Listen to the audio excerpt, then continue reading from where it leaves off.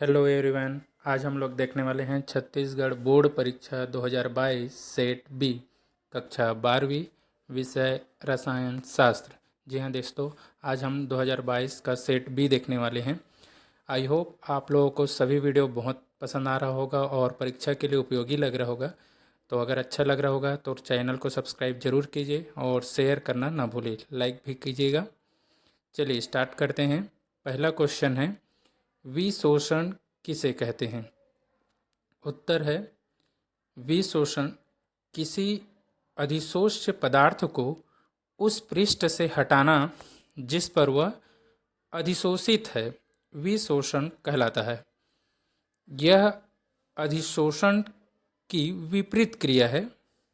दूसरा क्वेश्चन है, निम्न अभिक्रिया पूर्ण कीजिए। अभिक्रिया दिया हुआ है CH3 CH2OH है, कॉपर की उपस्थिति में रिएक्शन कराना है।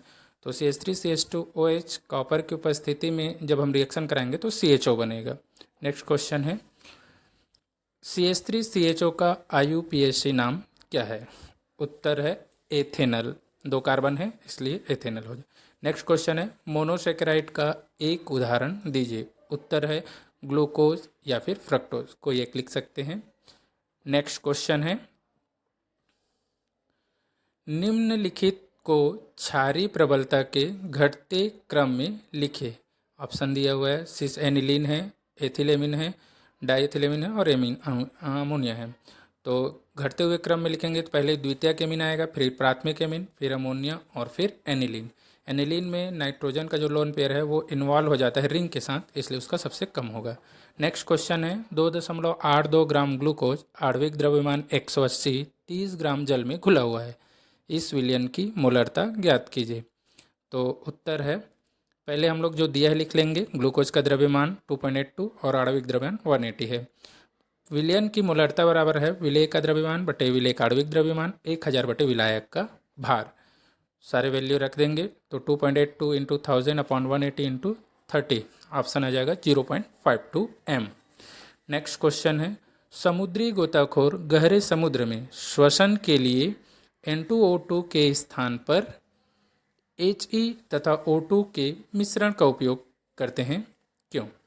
उत्तर है, समुद्र की गहराई में वायु दाब अधिक होने के कारण उच्च दाब पर N2 गैस गोताखोरों के रक्त में अधिक विलेय होती है। जब ये गोताखोर समुद्र की सतह पर वापस आते हैं तो दाब कम होने के कारण N2 गैस की रक्त में विलेयता कम हो जाती है और वायु के बुलबुले बनने के कारण उनके शरीर में तीव्र दर्द, ऐंठन, उल्टी आदि होने लगता है। इसलिए हीलियम रक्त में कम विलेय तथा हल्की गैस है, अतः श्वसन के लिए ऑक्सीजन के साथ मिश्रण का उपयोग करते हैं। नेक्स्ट क्वेश्चन है, एनिलीन जल में अविलेय है जबकि HCl में विलेय है, क्यों? उत्तर है, एनिलीन के क्षारीय प्रकृति के कारण यह HCl जैसे प्रबल अम्ल के साथ विलेयशील लवण बनाता है, जबकि जल के साथ ऐसा लवण नहीं बनता है, अतः जल में अविलेय होता है। रिएक्शन देख लीजिए, एनिलीन HCl के साथ क्रिया कर रहा है तो नाइट्रोजन जो है एक लवण बना रहा है, इसलिए जल में विलेय होगा। नेक्स्ट क्वेश्चन है, छद एकाणविक अभिक्रिया क्या है? एक उदाहरण सहित समझाइए। आभासी अभिक्रिया भी बोलते हैं। उत्तर है, छद में एकाणुक या आभासी एकाणुक अभिक्रिया वे अभिक्रिया जिनमें क्रिया के लिए एक से अधिक अणु आवश्यक होते हैं, लेकिन क्रिया के फलस्वरूप केवल एक अणु के सांद्रण में परिवर्तन होता है, आभासी या छद्म एकाणुक अभिक्रिया कहलाती है। उदाहरण, एथिल एसीटेट का जल अवघटन। यह अभिक्रिया की जो दर है केवल एथिल एसीटेट पर निर्भर करता है, जल के अणु पर निर्भर नहीं करता है। तो जैसा कि रिएक्शन है, जब इसका रेट निकालेंगे तो ये केवल एथिल एसीटेट CH3CO पर डिपेंड करता है, इसलिए इसे प्रथम कोटि की अभिक्रिया बोलते हैं, जबकि होना चाहिए द्वितीय। ठीक है, तो उपरोक्त दर समीकरण से स्पष्ट है कि अभिक्रिया की दर जल के अणु पर निर्भर नहीं करता है, अतः देखने से द्वितीय कोटि की अभिक्रिया दिख रहा है, पर है प्रथम कोटि की, इसलिए इसे छद्म कोटि की अभिक्रिया कहते हैं। नेक्स्ट क्वेश्चन है, हाफमैन ब्रोमाइड अभिक्रिया को समीकरण सहित समझाइए। उत्तर है, जब किसी एसिटामाइड की ब्रोमीन एवं कास्टिक पोटास के जली विलयन या एल्कोहली विलयन के साथ गर्म करते हैं तो प्राथमिक एमीन बनता है। यह अभिक्रिया हाफमैन ब्रोमामाइड अभिक्रिया कहलाती है। रिएक्शन है, इसमें एमाइड से एक कार्बन कम वाला एमीन बनता है। तो एमाइड देखिए C2H5CONH2 प्रोपामाइड है, ब्रोमीन के साथ क्रिया हो रहा है और KOH का प्रोडक्ट बना एथिलेमिन। देखिए एक कार्बन कम है, इसमें एथिलेमिन बना KBr K2CO3 और H2 बना है। नेक्स्ट क्वेश्चन है, RNA और DNA में अंतर लिखिए। RNA और DNA में अंतर टेबल बना लेंगे। टेबल में पहले कॉलम में रख रहे हैं हम लोग RNA और दूसरे कॉलम में है DNA। RNA में पहला पॉइंट है, यह एकल श्रृंखला के रूप में पाया जाता है। DNA यह द्विकुंडलित संरचना में पाया जाता है। दूसरा है RNA में, इसमें राइबोस शर्करा पाई जाती है, इसमें डीऑक्सीराइबोस शर्करा पाई जाती है। इसमें एडेनिन, ग्वानिन, साइटोसिन तथा यूरेसिल क्षारक पाए जाते हैं। इसमें एडेनिन, ग्वानिन, साइटोसिन तथा थाइमिन नाइट्रोजनी क्षारक पाए जाते हैं। ठीक है, 3 अंतर है। नेक्स्ट क्वेश्चन है, प्रश्न 12, ओजोन प्रबल ऑक्सीकारक है, रासायनिक समीकरण द्वारा स्पष्ट कीजिए। उत्तर है, ओजोन O3 आसानी से वियोजित होकर नवजात ऑक्सीजन O देती है, अतः यह प्रबल ऑक्सीकारक की भांति कार्य करती है। उदाहरण, लेड सल्फाइड को लेड सल्फेट में ऑक्सीकृत कर देता है। जैसे ओजोन की अभिक्रिया क्रिया करें तो O2 और नवजात ऑक्सीजन मुक्त हो रहे। यह क्रिया 4 बार होती है तो 4 नवजात ऑक्सीजन मिलेगा। ये चारों PbS के साथ मिलकर PbSO4 बनाता है और काले रंग को सफ़ेद में परिवर्तित कर देता है। नेक्स्ट क्वेश्चन है, 18वें समूह के निम्नलिखित गुणों की व्याख्या कीजिए। पहला है आयनन एंथैल्पी, दूसरा है इलेक्ट्रॉनिक विन्यास। आयनन एंथैल्पी, उत्कृष्ट गैस 18वें समूह का अष्टक पूर्ण होता है, तत्व की सबसे अधिक स्थायी अवस्था है, इसके परमाणु में कोई अयुग्मित इलेक्ट्रॉन नहीं होता है, इन्हें अयुग्मित करने के लिए अत्यधिक ऊर्जा की आवश्यकता होती है, अतः उत्कृष्ट गैस की आयनन ऊर्जा अति उच्च होती है। दूसरा इसमें पॉइंट हम लोगों को देखना है इलेक्ट्रॉनिक विन्यास। 18वें समूह के तत्वों का 72 कोश का सामान्य इलेक्ट्रॉनिक विन्यास NH2NP6 है। तो 2 टेबल बना रहे हैं, तत्व और इलेक्ट्रॉनिक विन्यास। पहला तत्व है हीलियम, तो 1s2 हो जाएगा, 2 इलेक्ट्रॉन है। 10 है तो 1s2 2s2 2p6 हो जाएगा नियान के लिए। आर्गन के लिए 1s2 2s2 2p6 3s2 3p6 हो गया। फिर नेक्स्ट में 4s2 4p6 हो जाएगा। फिर नेक्स्ट में 5s2 5p6 हो जाएगा। फिर आगे रहता है तो 6s2 6p6 हो जाता। नेक्स्ट क्वेश्चन है, निम्न यौगिकों के IUPAC नाम लिखिए। पहला दिया हुआ है NiCO4 का, दूसरा है PTNS3 4NO2 Na3 और तीसरा है AgNS3 thrice 2+। पहला है NiCO4, नाम होगा टेट्रा कार्बोनिल निकिल 0। दूसरा है PTNS3 4NO2 Na3, तो tetra amine nitro platinum second nitrate. Next है AgNS3 thrice 2+, try amine silver 2 ion. Next question है, क्वथनांक में उन्नयन से आप क्या समझते हैं, ग्राफ की सहायता से समझाइए। उत्तर, पहले क्वथनांक देख लेते हैं। किसी द्रव का क्वथनांक वह ताप है जिस पर उसके वाष्प दाब का मान वायुमंडलीय दाब के बराबर हो जाता है। शुद्ध, अब इसमें वाष्प दाब में नमन देख रहे हैं, शुद्ध विलायक में कोई अवाष्पशील विलेय मिला देने पर उसका क्वथनांक बढ़ जाता है, अतः विलेय को विलायक में घोलने से उसके क्वथनांक में होने वाली वृद्धि को क्वथनांक का उन्नयन कहते हैं। इसे डेल टी बी से प्रदर्शित करते हैं। बी मतलब बॉइलिंग पॉइंट है, तो डेल टी बी बराबर होता है T B minus T B zero. T B zero मतलब शुद्ध अवस्था का है। ग्राफ देख रहे हैं, दो लाइन दिख रहा है, ए और बी शुद्ध विलायक के लिए है और सी और डी विलयन। ए बी लाइन में एक्स पॉइंट दिख रहा है, यह शुद्ध विलायक का बॉइलिंग पॉइंट है, और वाई पॉइंट जो दिख रहा है सी डी लाइन में वो विलयन के लिए है। तो दोनों का अंतर हो जाएगा del T B. Next question है, निम्नलिखित पदों को समझाइए। पहला दिया हुआ है सेमी कार्बेजोन और दूसरा है एसिटल। सेमी कार्बेजोन, एल्डिहाइड तथा कीटोन सेमी कार्बेजाइड से क्रिया करके सेमी कार्बेजोन बनाते हैं। कीटोन की क्रिया हम लोग कर रहे हैं, तो एसीटोन सेमी कार्बेजोन बन रहा है NH2 NH CO NH3 से करने पर। यह सिंपल रिएक्शन था।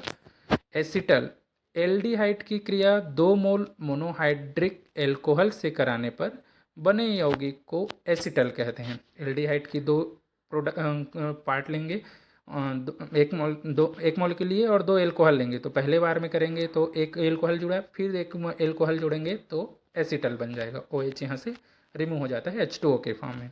नेक्स्ट क्वेश्चन है, प्रथम कोटि की अभिक्रिया के लिए वेग स्थिरांक का व्यंजक व्युत्पन्न कीजिए। उत्तर, वे अभिक्रिया जिनमें अभिक्रिया की दर अभिकारक के प्रथम घात के समानुपाती होती है, प्रथम कोटि की अभिक्रिया कहलाता है। मतलब अभिकारक के केवल एक सांद्रता या घात पर निर्भर करता है। वेग स्थिरांक के लिए व्यंजक, माना किसी पदार्थ A की प्रारंभिक सांद्रता स्मॉल है तथा t समय पश्चात इसका x भाग उत्पाद में परिवर्तित हो जाता है, तो अब इसका A-x भाग शेष रहता है। रिएक्शन के रूप में प्रारंभ में देखें A है, अब प्रोडक्ट 0 है, t समय बाद प्रोडक्ट x हो गया, तो A-x हो गया अभिकारक। अभिक्रिया की दर dx/dt हो जाएगा A-x, प्रोडक्ट कम हो गया, फिर dx/dt बराबर हो गया Ka-x, जहाँ K क्या है, दर स्थिरांक है। आगे सॉल्व करेंगे तो पक्षांतर में dx/A-x kdt हो गया। समाकलन करेंगे, सिंबल बस लगा है समाकलन का, K नियतांक है इसलिए K को बाहर कर लिए, dt का हो जाएगा इसमें समाकलन। समाकलन करने पर log e A-x हो जाएगा और इधर kt प्लस c जहाँ समाकलन नियतांक है। अगर t बराबर 0 हुआ तो A-x हो जाएगा, a वैल्यू रखेंगे तो माइनस log e A बराबर k इंटू 0 प्लस सी, के की वैल्यू सी हो 0 हो गया तो सी का मान निकल गया। अब सी का मान हम रखेंगे समीकरण 3 में, तो समीकरण 3 से हो जाएगा माइनस log e A-x बराबर kt minus log e A। log e A को पक्षांतर करेंगे तो एक सूत्र लगा हुआ है A/A-x वाला, माइनस में है तो लघुगणक का आधार लेंगे, 2.303 से गुणा कर दिए और t को पक्षांतर, तो k बराबर आ गया 2.303 अपॉन टी log 10 A/A-x। यही प्रथम कोटि की लिए दर स्थिरांक का सूत्र है। नेक्स्ट क्वेश्चन है, निम्न पर टिप्पणी लिखिए। टिंडल प्रभाव और स्कंदन। टिंडल प्रभाव, कोलाइडी कणों द्वारा दृश्य प्रकाश का बिखेर दिए जाने के कारण प्रकाश के मार्ग में एक प्रदीप्त शंकु टिंडल शंकु प्राप्त होता है जो नीले रंग का दिखाई देता है। यह प्रदीप्त शंकु प्रकाश के प्रकीर्णन से उत्पन्न होता है। प्रकाश के प्रकीर्णन की इस घटना को टिंडल प्रभाव कहते हैं और जो शंकु बनता है उसे टिंडल शंकु बोलते हैं। यह प्रभाव टिंडल प्रभाव कहलाता है। टिंडल प्रभाव के कारण समुद्र व आकाश का रंग नीला दिखाई देता है।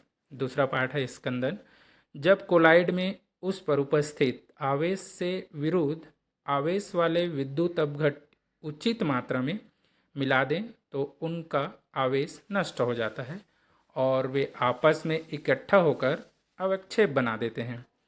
कोलाइडी कणों का विद्युत अपघट्यों द्वारा अवक्षेपित हो जाना स्कंदन कहलाता है। धन आवेश वाले कोलाइडी कण जैसे कोलाइडी FeOH का स्कंदन ऋण आवेश जैसे सल्फेट है, फास्फेट आदि आयनों से तथा AH2H3 जैसे ऋण आवेश वाले कोलाइड कणों का धन आवेश बेरियम, एल्यूमिनियम आदि आयनों के द्वारा स्कंदन होता है। मतलब विपरीत आवेश वाले से स्कंदन होगा। विभिन्न आयनों की स्कंदन क्षमता हार्डी-सुलजे नियम द्वारा प्रतिपादित की गई है। नेक्स्ट है वुड्स फिटिंग अभिक्रिया किसे कहते हैं? समीकरण लिखिए। वुड्स फिटिंग अभिक्रिया E3 विलयन में सोडियम की उपस्थिति में क्लोरोबेंजीन की क्रिया मेथिल क्लोराइड से होने पर टालवीन बनता है। इसमें दोनों Cl सोडियम से क्रिया कर रहा है और इधर से फेनिल इधर से मेथिल दोनों जुड़कर टालवीन बना लेता है। यह अभिक्रिया वुड्स फिटिंग अभिक्रिया कहलाता है। नेक्स्ट क्वेश्चन है निम्नलिखित अभिक्रिया में A, B व C को पहचानिए। रिएक्शन दिया हुआ है मेथेनॉल की PCl5 से तो A बना, KCN से B और NaCl2H5 से C बनेगा, पहचानना है। तो पहले जब मेथेनॉल के कराएंगे PCl से तो HCl निकल जाएगा और यहाँ CH3Cl बनेगा। फिर KCN से कराएंगे तो CH3CN हो गया, KCl बन जाएगा और लास्ट में जो CH3CN है वो एथिलेमिन में कन्वर्ट हो जाएगा। निम्नलिखित को कारण बताते हुए उनके क्वथनांक के घटते हुए क्रम में व्यवस्थित कीजिए। पहला दिया हुआ है thrice CH2H5, CH3 twice CH2 CH2OH और फिर दूसरे वाले में प्राइमरी दिया है। तो इसका कारण है समावीय एल्कोहलों में शाखाएं बढ़ने से अंतर अणुक आकर्षण बल घटने के कारण क्वथनांक कम हो जाता है। अतः क्वथनांक घटने का क्रम जिसमें कम श्रृंखला होगा तो ये नॉर्मल एल्कोहल था, कोई श्रृंखला नहीं है। इसके बाद एक श्रृंखला वाला लेना है मतलब जो सेकेंडरी है और एक उसके बाद दो श्रृंखला वाले, थ्राइस है मतलब दो श्रृंखला हो गया, तो तीसरे का सबसे कम होगा। नेक्स्ट क्वेश्चन है कार्बोक्सिलिक अम्लों के क्वथनांक समान अणुभार वाले एल्कोहलों की अपेक्षा उच्च होते हैं, क्यों? कार्बोक्सिलिक अम्ल चक्रीय द्विलक के रूप में होते हैं। यह अणुओं के मध्य अंतरा आणविक हाइड्रोजन बंध बनाने के कारण होता है। अम्लों के हाइड्रोजन बंध एल्कोहलों के हाइड्रोजन बंध की तुलना में अधिक प्रबल होते हैं, जिसे तोड़ने के लिए अधिक ऊर्जा की आवश्यकता होती है। इसी कारण कार्बोक्सिलिक अम्ल के क्वथनांक समान अणुभार के एल्कोहलों से उच्च होते हैं। डायग्राम दिया हुआ है जो डाइमर बनाते हैं द्विलक, दो एसिड एक तरफ इधर है एक तरफ इधर है, O जो है H से, इधर भी O जो है H से, दो बना हुआ है। नेक्स्ट क्वेश्चन जो है 23 से 26 का के लिए सेट ए का वीडियो जरूर देखें, लिंक में डिस्क्रिप्शन दिया हुआ है। अगर वीडियो अच्छा लगा हो तो प्लीज़ दोस्तों लाइक ज़रूर कीजिएगा, भर भर के लाइक दीजिए और दोस्तों के साथ शेयर करना ना भूलें। जितना शेयर करेंगे दोस्तों को उतना ही फ़ायदा होगा उनको। चैनल सब्सक्राइब कर लीजिए ताकि वीडियो का अपडेट मिलते ही रहे, लिंक की ज़रूरत नहीं पड़ेगा और अगर शेयर करेंगे तो दोस्तों का भी भला होगा। थैंक यू दोस्तों।